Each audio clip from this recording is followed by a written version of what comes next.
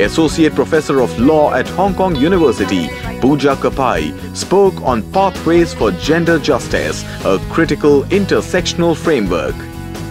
My theme this morning, which I envision and hope will help set the scene for some of the discussions we're going to have over the next few days, is Pathways for Gender Justice, a critical intersectional framework. This is a conceptual framework which I'm sure that many of you are no doubt aware of and aspire towards incorporating into your work to achieve equality, dignity, and justice for all. It is an analytical framework which carries the potential for effecting transformative change. However, somehow, intersectionality has remained a largely theoretical construct, which has yet to be operationalized and harnessed to unleash this transformative change. I'd like to urge you all to engage in intersectional analysis and work together with agencies and partners who have the expertise and resources that we lack, so that we can move the needle forward towards achieving gender-responsive justice and protecting the rights of children more effectively. Thank you. CNN News 18 journalist and political editor Maria Shakil presented an interesting perspective on walking the talk, girls and their rights in the current paradigm.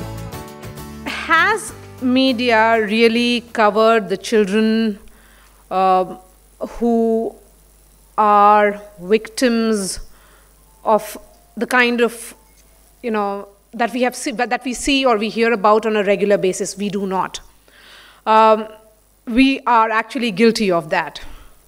To be fair, until and unless there are children in the conflict zone, like say Jammu and Kashmir or in other parts of India, we really do not give that much emphasis on their struggles or what they go through on a daily basis.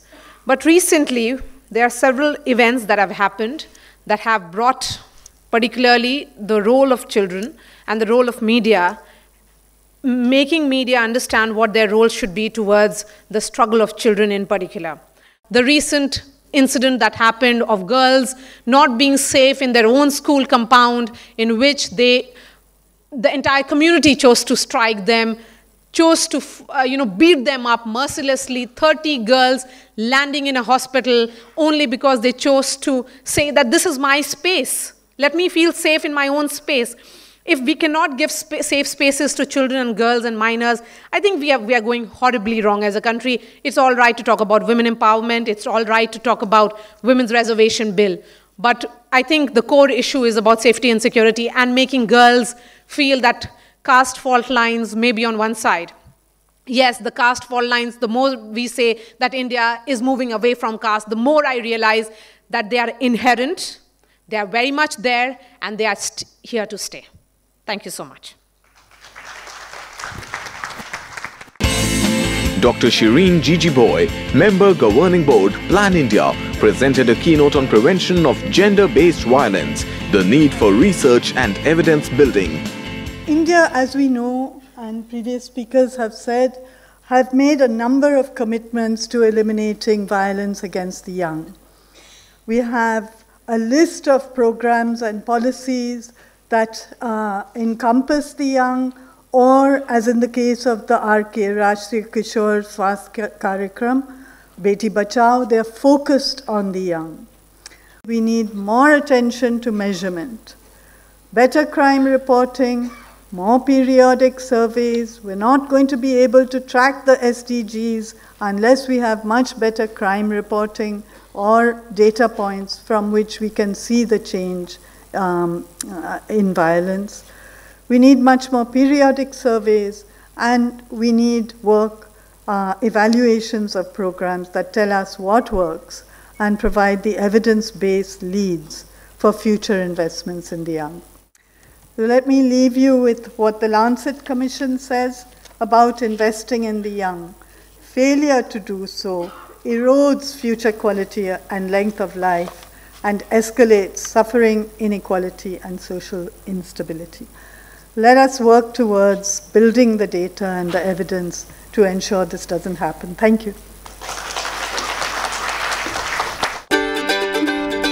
The 3-day-long conference also had some parallel sessions where the role of media and legislature in putting the last girl first were discussed.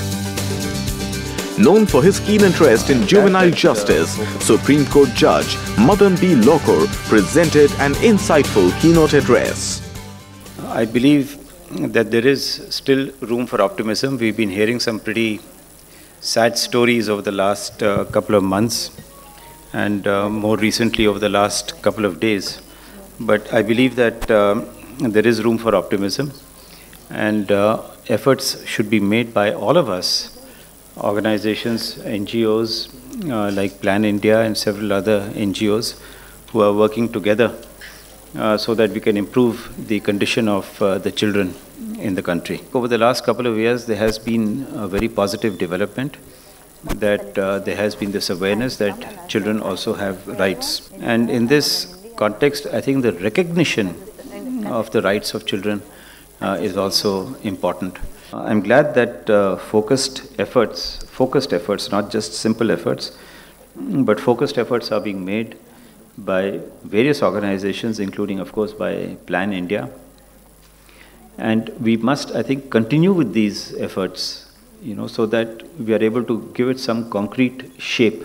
The time, I believe, for, discussing remedies and so on, or discussing plans, I think should come to an end at some point of time, and action is what is required to be taken. So that's all that I have to say, and all the best, and take care. As Plan India, we don't look at this intervention as a conference in itself, but it's a complete program, a platform to bring multiple actors to ensure right to protection and other rights of children. The third edition of Plan for Every Child, Girls Get Equal National Conference was organized by Plan India in partnership with the Ministry of Social Justice and Empowerment. The conference saw participation of experts from diverse backgrounds who deliberated on systems that can strengthen child protection, as it is a critical factor in any country's governance. Girls Get Equal. The theme for this year's conference was Plan International's campaign focusing on advocating the power of girls and their right to be equally seen, heard and valued. A special plenary session titled Make Our World Safe, Who's Accountable? Was held where representatives from government, NGOs and civil society participated and discussed upon the safety of children. The conference concluded with the special addresses and a moderated discussion on the topic Integrated Approaches to Gender Justice, where global speakers deliberated upon issues related to gender justice and gender equality in India. Over the past several days, we heard many times that we live in unequal, unfair societies, and that broader social justice also implies tackling and challenging all gender stereotypes and patriarchy that have been around way too long. In that sense, and to that aim, this session will focus on how the executive, legislature and judiciary and other institutions that go beyond could promote gender justice in an integrated and comprehensive manner to ultimately enable girls to achieve justice. I think the access to justice for women has gained already some energy, but we should do more for the access to justice for girls and effective remedies for the girls. And I see a lot of such activisms and progressive trend in the Indian judiciary. So I have a lot of expectation, and also even if the judges are very much sensitized on just gender issues, the judges can act only on the cases which are broad. And in this sense, the lawyers have very important laws, and civil society and all the professionals working with and working for the children to know about the importance of the effective remedies and access to justice for the girls, to empower the victims and tell them how they can seek the remedies. We have to create awareness, We have to create knowledge. The two campaigns launched by the UN or in the margin of the UN, which I like a lot. One is He for She.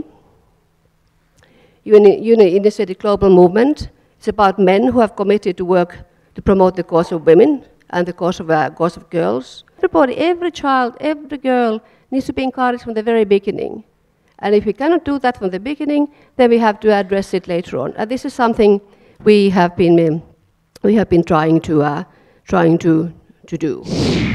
There is a strong role of institutions beyond access to remedy and beyond legislative reforms. There is kind of what we really need to think about. How do you kind of use the deep structures, or how do you address deep structures of these large institutions or even small institutions in the social justice sector to drive the gender justice agenda? Justice, gender justice, is not new to our country. Almost 100 years ago, Rabindranath Tagore, he wrote about gender justice. So it's a torch that we are basically carrying, and still it's going on. We can't stop addressing the issue of parenting. My two sons see what I do and the way I treat my daughter and the way I treat their mother. We must be able to train our children in school in how they see the gender differences, in how we boys, men, must be able to treat girls, and it must start at an early childhood development stage. This is a platform that has been created by Niti Aayog, where all like-minded organizations can work. Plan India has decided to come and work with us. We welcome them. We have created a platform where we want that if you really want to do something for India, please come and join us. At the outset, I would like to thank the Ministry of Social Justice and Empowerment for collaborating with us, and not just for sharing the logo, but really taking this partnership to a different level. This is not just a series of seminars or conferences or presentations, but is a grassroots initiatives that we have taken forward in reaching out to the most marginalized children. And I wish and I hope that with these efforts, we can take forward this journey over the next few years. Thank you very much. I think strengthening the effective remedies will help to realize the equality for all girls.